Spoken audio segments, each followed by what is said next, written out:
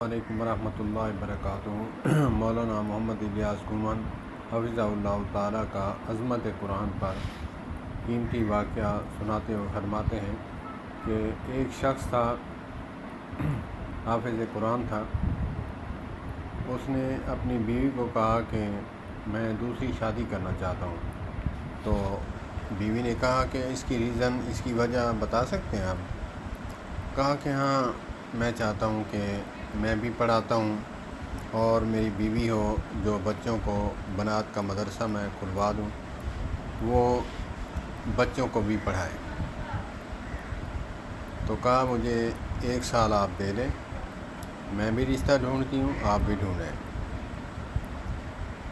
اور 1 سال جب ہو گیا تو اس کے بعد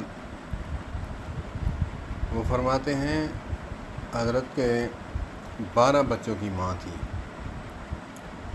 تو 1 سال کے بعد بلایا اپنے خاوند کو بیڈ روم میں، کہا کہ سرتاج آ جائیں، رشتہ میں نے ڈھونڈ لیا ہے۔ تو اس کے دل میں لڈو پھوٹنے لگے۔ اس نے کہا کہ ہاں ٹھیک ہے، بیوی ہو تو ایسی ہو۔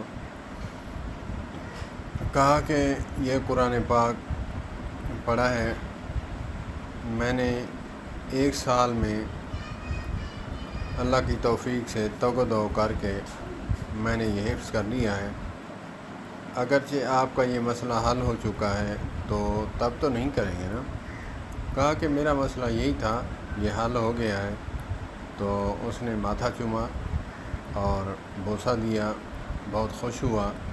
مولانا محمد الیاس گمان حفظہ اللہ تعالیٰ فرماتے ہیں اگر دل میں درد ہو تو انسان کیا سے کیا عبور کر جاتا ہے۔ والسلام علیکم ورحمۃ اللہ وبرکاتہ۔